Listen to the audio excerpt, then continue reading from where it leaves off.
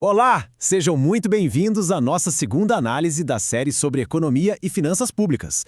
Hoje a gente vai direto ao ponto, lá no coração da microeconomia, para desmontar e entender peça por peça como o mercado funciona de verdade. A nossa jornada completa vai passar por todos esses tópicos que são cruciais. A gente já teve aquela visão geral e agora, como está destacado aí, vamos mergulhar nos princípios que formam a base de toda a análise econômica. Olha, dominar o que a gente vai ver hoje é simplesmente fundamental para todo o resto. Esse aqui é o nosso roteiro, o nosso manual de montagem. Primeiro a gente vai identificar o motor do mercado. Depois, vamos conectar as forças fundamentais que dão vida a ele, encontrar o ponto de equilíbrio perfeito, instalar os medidores para analisar as reações e, claro, entender quem está no volante, o consumidor. E, por fim, a gente avalia o resultado de tudo isso, o bem-estar que é gerado. Então, vamos começar.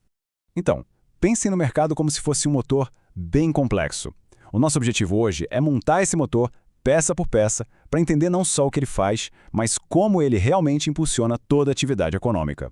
Bom, no coração desse motor, a gente tem duas engrenagens muito poderosas, a oferta e a demanda. De um lado está a oferta, que representa a lógica de quem produz, ou seja, a quantidade que eles querem e podem vender a preços diferentes. Geralmente, quanto mais alto o preço, mais eles querem ofertar. Faz sentido, né? E do outro lado, a demanda, que é a nossa lógica, a dos consumidores. É a interação dessas duas forças que define tudo. Para entender como elas funcionam juntas, vamos analisar cada uma em detalhe, começando pela demanda. E o que é demanda, afinal? Não é só ter vontade de comprar algo. Em termos econômicos, demanda é a quantidade de um bem que os consumidores estão dispostos e são capazes de comprar. Percebe? As duas condições são essenciais, querer e poder pagar. E isso nos leva à famosa relação inversa. Se todo o resto ficar constante, quanto mais alto o preço de um produto, menor é a quantidade que as pessoas procuram. Aqui tem um ponto que é crucial entender. Uma distinção que faz toda a diferença. Uma mudança no próprio produto causa um movimento ao longo da curva de demanda. A relação fundamental não muda, a gente só se move para um novo ponto naquela mesma curva. Agora, quando um fator externo muda, tipo a renda das pessoas, uma nova moda, aí a curva inteira se desloca. Ela vai para a direita se a demanda aumenta ou para a esquerda se diminui. É uma mudança completa de cenário. E que fatores externos ou exógenos são esses que fazem a curva inteira se mexer? Bom, aqui estão os principais. A renda dos consumidores, os preços de bens relacionados, sejam eles substitutos ou complementares, as preferências e gostos, as expectativas sobre o futuro e até o número de compradores no mercado. Uma alteração em qualquer um desses itens mexe com a demanda em todos os níveis de preço. Agora que a gente já entendeu a lógica da demanda dos consumidores e também já falou um pouco sobre a lógica da oferta dos produtores, podemos ver a mágica acontecer. Vamos para o ponto de equilíbrio, o verdadeiro coração do nosso motor de mercado. É ali onde essas duas forças se encontram e se anulam. Isso tudo nos leva a uma pergunta central. No fim das contas, como é que os preços são definidos num mercado competitivo? Não é uma coisa aleatória de jeito nenhum. Existe um mecanismo muito poderoso que se autoajusta, guiando todo esse processo. E a resposta é o equilíbrio. É o ponto da ignição. Em um mercado competitivo, o equilíbrio acontece no ponto exato em que a quantidade ofertada pelos produtores é igualzinha à quantidade demandada pelos consumidores. O preço que torna isso possível é o preço de equilíbrio.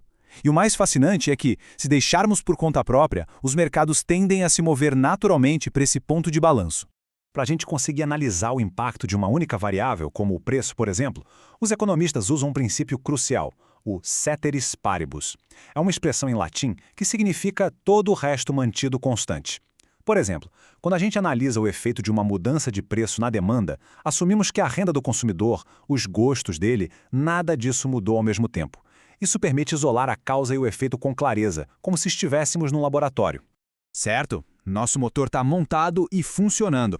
Agora vamos instalar alguns medidores de desempenho, uns painéis de controle. É aqui que entram as elasticidades.